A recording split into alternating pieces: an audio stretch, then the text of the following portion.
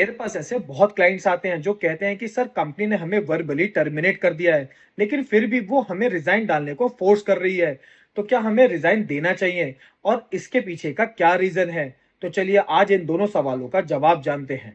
तो देखिए, ऐसी सिचुएशन में आपको कभी भी रिजाइन नहीं देना चाहिए, क्योंकि अगर आप रेजिग्नेशन दे देते हैं तो आपको मिलने वाले टर्मिनल बेनिफिट्स कभी भी नहीं मिल पाएंगे। ये टर्मिनल बेनिफिट्स आपको section 25F of the industrial dispute act 1947 के तहत मिलते हैं। इन टर्मिनल बेनिफिट्स में सबसे पहले रिट्रेंचमेंट कॉम्पनसेशन आता है, जो कि आपको साल में 15 दिन की सैलरी आपको दी जाती है। फॉर एग्जाम्पल, अगर आपने किसी भी कंपनी में 6 साल काम किया है, तो उस केस में आपको 3 महीने की सैलरी एज रिट्रेंचमेंट कॉम्पनसेशन दी जाएगी। और टर्मिनल बेनिफिट का दूसरा पार्ट है नोटिस पीरियड।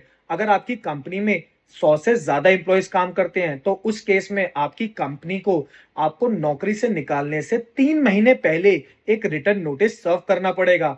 और अगर आपकी कंपनी ऐसा करने में फेल होती है, तो आपकी कंपनी को आपको 3 महीने की सैलरी पे करनी पड़ेगी। और वहीं अगर आपकी कंपनी में 100 से कम एम्प्लॉयज काम करते हैं, तो उस केस में आपकी कंपनी को आपको 1 महीने का नोटिस पीरियड सर्व करना पड़ेगा। और अगर कंपनी ऐसा करने में फेल हो जाती है, तो कंपनी को आपको 1 महीने की सैलरी पे करनी पड़ेगी। तो इसी वजह से कंपनी अपने एम्प्लॉयज को इतना पावरफुल होने के बाद भी रिजाइन डालने को फोर्स करती है।